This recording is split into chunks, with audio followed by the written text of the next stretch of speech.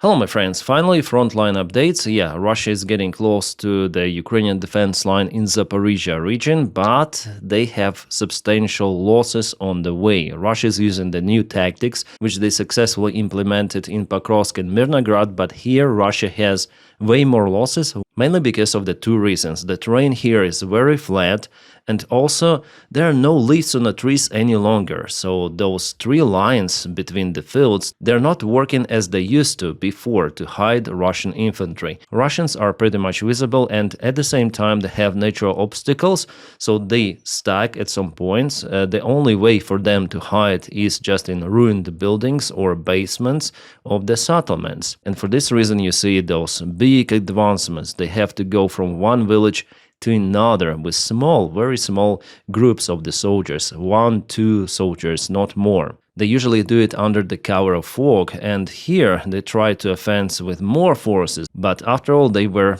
kaputted. So Russians went there to Oleksiivka village. The Ukrainian surveillance drones used the thermal cameras, and later on there was artillery fire. Also very precise drone fire later on, which caused kind of the big losses for Russians. Here Russians didn't use some clumsy tanks, no, they tried to advance faster than usual using Niva vehicles and some sort of the DIY buggy. Yeah, sorry, I had to apply my own censorship here, so you can see Niva vehicle, one more Niva vehicle converted to some sort of the pickup truck, and this is buggy.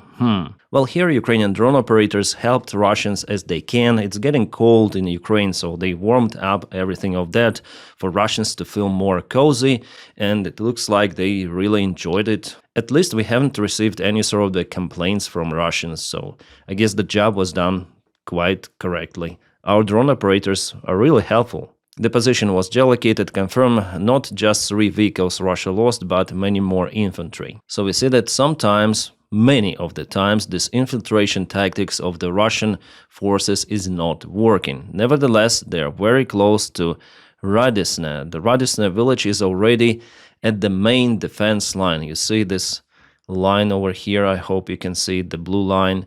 It is just behind the Haichu river. I understand why Russia is attacking to this place, because here is the good chance for them to cross the river, especially right now, then the river is not very full. Plus the next big settlement, which is called Ternuvata, is very, very close. So potentially they might get to it very fast if they are not cancelled on the way. Well, Russians usually send multiple of the mid-waves, and of course some of the mid-wave it reaches the settlements. So it's their next idea to propel behind the main defense line, and that opens the way for them to reach this road and, in the future perspective, even Zaporizhia. Deep State doesn't give us this information with today's update, but I'm sure it will be confirmed, because it's already been confirmed by other analytics and by visual data, because Russians put their flags out there. Here is the Russian flag, and it could be also the Russian special flag operation. Then they just sent a couple of the soldiers very far away, and they put their flags, and then they take their soldiers out, but usually in this direction it is not happening like that. The last time I saw those flag operations just for videos, it was in Sumy. Sometimes Ukraine also does those, but quite rarely. Mostly it's Russian type of getting the ground under control. And we're gonna speak about Kupyansk, by the way, today, because Putin claims that Russia occupied Kupyansk at the beginning of this month, on 4th of November, which is absolute bullshit, because we're gonna look through the Russian maps even, which shows that Kupyansk is not being occupied even today.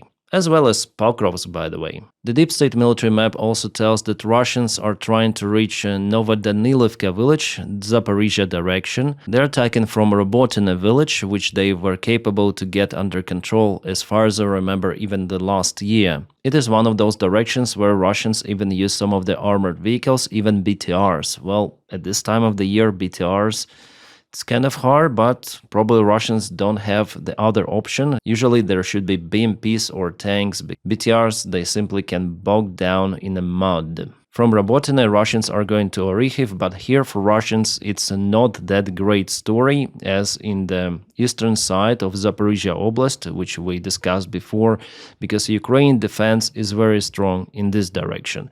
It was designed to withstand attacks coming from the south, and before Russians lost in Malatakmachka multiple of the vehicles, well, today one more MiG attack was repelled. And yeah, I have more news from that attack, more data is coming. There is the Russian infantry carrying vehicle, and definitely, oh my god, there was the infantry inside. A Ukrainian drone visited the Russian soldiers, they were too late to leave it. Okay. Yeah, kind of the nice fishing day for our guys out there. And if we go back to the previous front line, you may see that still Russians are trying to get more territories, and the Ukrainian defense here in this direction, Zaporizhia Oblast, it is kind of weak one. If we compare it to Pokrovsk and Dobropilya direction, unfortunately Ukraine still cannot stabilize the front line. We'll see if it is possible. Then Russians reached already the defense line. For Hulaypole direction, the situation is the same. There were no changes for the last 24 hours. Alright, now to Pokrovsk direction, there Ukraine tried to supply maybe Ukrainian group in Mirnograd or maybe withdraw the forces, but there are some of the vehicle losses on the way in or probably on the way out. I guess it's the new update. Let me check out this information. Yeah, it was presented by the Russian Rubicon. So if Russia deployed their most capable drone unit to the place, it means that they're getting serious to cut Ukrainian supplies. So this is the road, supply connection, and yeah, unfortunately, Russia causes some of the losses for Ukraine. It was a mistake done by Ukrainian command to keep forces for that long time in Mirnograd. They should have been withdrawn. Yeah, it's not the mistake similar to what happened in Bakhmut, but still it's too late. Well, here luckily the vehicle itself was abandoned by Ukrainians, clearly visible, there's no one inside. The vehicle itself stuck in a trench, as you might see, and was just finished by Russians, that's it. And the other vehicle was lost not far away from this industrial area. It was actually a supply truck there, interesting. So the drone hit likely not the Ukrainian infantry forces, which were very close, but it hit the top of this truck itself.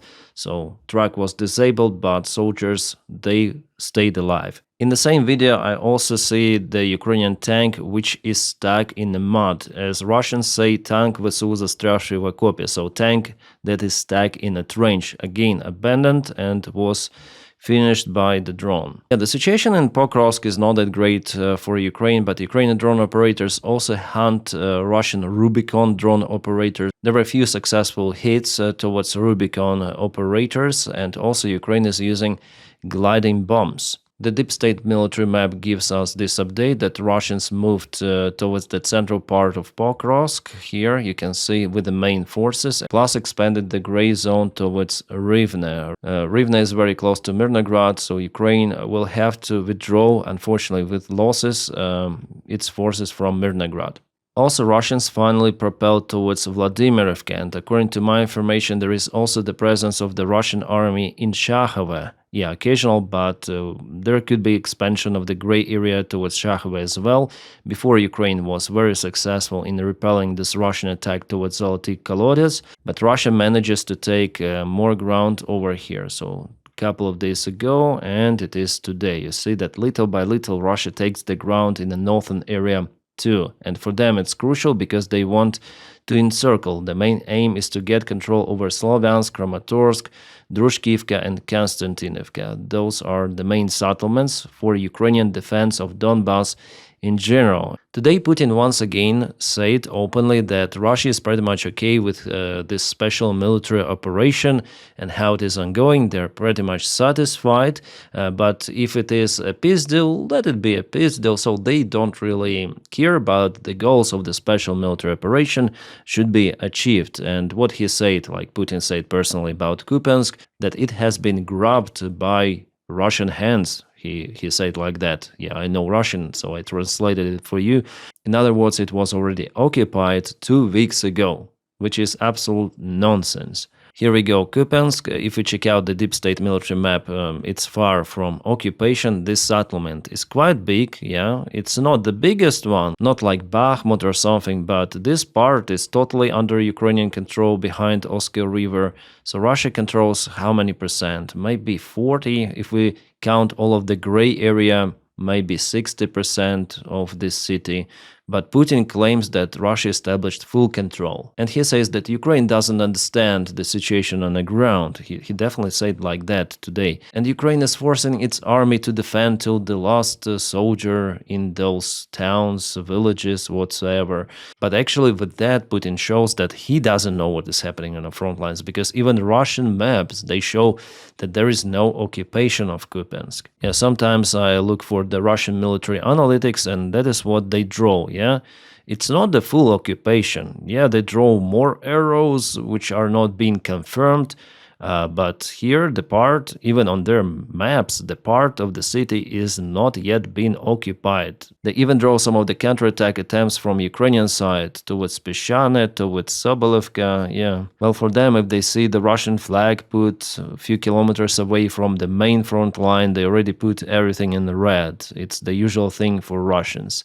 But in reality, it's not like that. Those maps are hard to follow. They're kind of ugly, I would say. The deep state military map, even though it's not ideal, but at least it is understandable. And yeah, I understand that Russians will occupy Kupyansk. It's just a matter of time. But that is what Ukrainian strategy is. Exchange the territories for the time. Those are not just my words. The Ukrainian military command itself says like that. But you see, for example, if we take Pokrovsk, how long Russian army is fighting there for this settlement? How many soldiers did they lose? It's crazy, and imagine the number of the soldiers Russians will have to waste for Sloviansk, Kramatorsk, Dushkivka, Konstantinivka. In Konstantinivka, there are useless attempts to get into the settlement, numerous of those. And Putin today told about Kupyansk, one of the biggest armies in the world, yeah, as many say, the second one, which is not, says that they are capable to occupy Kupyansk, then the fact that they were not able to occupy it, that tells a lot about the capabilities in general of the Russian army. But somehow this Russian regime managed to brainwash maybe Vitkov, yeah, and Vitkov brainwashed his friend Trump that Russia is a mighty force. Russia will occupy Sloviansk, Kramatorsk, and everything of that very soon. That's what today Donny said during his press conference in Oval Office, that Russia will still occupy those territories. If Ukraine doesn't agree on the peace proposal, it is imminent. Yeah, it could be imminent, but what might happen to Russia in that case? How far Russian economy could struggle under sanctions, under Ukrainian strikes? How far Russian society could take those losses? Because those could be hundreds of thousands, actually, because this area is the most defended. And if nothing is happening in Russia just right now, everything looks more or less stable, but there are red flags everywhere and the signs that everything is not going according to plan. Well, if it feels like stability, at any moment it could collapse. And with that, that's the Ukrainian strategy, actually, to continue to resist until there is the time for Russia to disintegrate or the Russian regime to collapse. Yeah, it will happen. The Russian regime may look strong, but no. There is no unity in Russia. Even Prigozhin's situation showed that. And also now there is a big scandal among military bloggers of the Russian Federation. They accuse each other of betrayal, and it seems like even the high Russian military command, including Gerasimov, they are not in favor of Putin any longer. Well, at least there are some of the articles out there in the Russian media blaming Gerasimov for abusing the power and corruption schemes. Well, I don't have the Russian keyboard. I'm sorry. I will do it from my phone. So here we have some of the articles on Russian media. Yeah, it's not the big media so far, but still we have it. Valery Gerasimov abused his power and put his lover Yelena Salifonova on a high-rank position in the Russian Defense Ministry. Article dated just a couple of days ago. But before that, just maybe Prigozhin criticized Gerasimov. He was in favor of Putin, but now something is happening. Maybe Putin is dissatisfied that Russians cannot take the settlements, Pokrovsk and everything de facto, and Gerasimov only draws the Russian gains on the map and then shows it to Putin.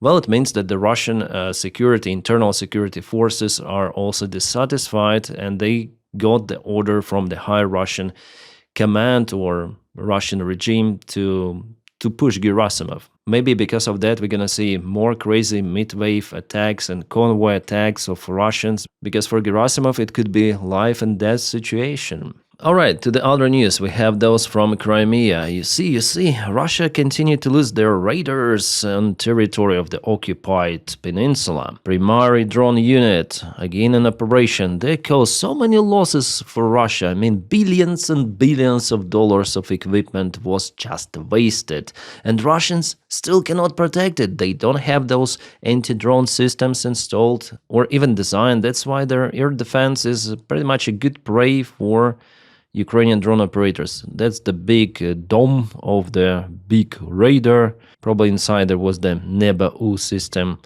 One more. What is this? Oh, they tried to launch some of the missile. Very close, but didn't work. So, let's see. What is this? This is some sort of the, I think the part of the gas infrastructure, some sort of the pump station. Hard to say, definitely. Ah, it's a helicopter, guys. Sorry. Yeah, definitely it's the helicopter. Yeah, it's K-27, 100%. So it goes like this. This is the fuselage. Here we have the rudder. It is placed in two of the... Yeah, this is the helicopter. Absolutely great job done by our guys. Yeah, for sure. K-27, 100%. I have just received this video by the time I'm recording this video update, so yeah, it was a surprise, Oh, more kabooms in Crimea. Ooh, the Russian air defense. Is it successful? Well, this Russian says that there is the smoke somewhere on the ground, so maybe not successful. And yeah, we have one more confirmation that it was a kaboom, some sort of the local substation geolocated. Yeah, this is the substation. And what is there? Well, that's the power plant. Also, the kaboom happened in Vladivostok. This is thousands kilometers away from Ukraine. Something was burning there, and it's hard to say what particularly. Local Telegram channels are concerned, but I don't have the confirmation of what was on fire there. Could be just a wildfire, kind of the big one. Couple of the words about this Trump's or maybe Putin's peace deal that was proposed to Ukraine. Well, Donny is sure that Ukraine should just take it. He says that there is no other choice for Ukraine. Well, yeah. Let it be like that. We already know the answer of Ukraine on that crazy proposal. Even, even freaking Nigel Farage says that Ukraine being asked to halve the size of its army is unacceptable. I am waiting to see counter-proposal from the... Like, if even Farage says about that, it tells a lot, yeah?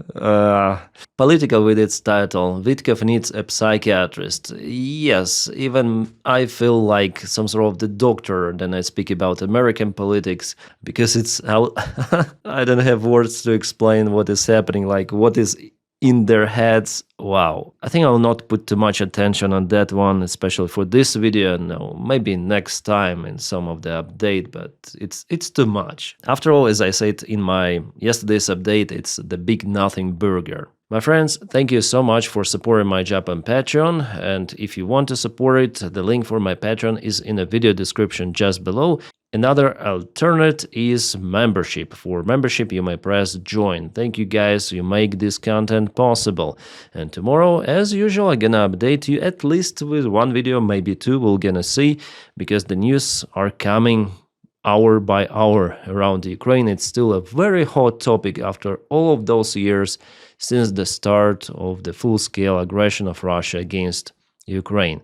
My friends, also please don't forget to press your like to this video and subscribe for the channel, because that's how you also help to propel this video in YouTube algorithms. Thank you so much. Friends, I wish you all a peaceful sky wherever you are, and have a great time.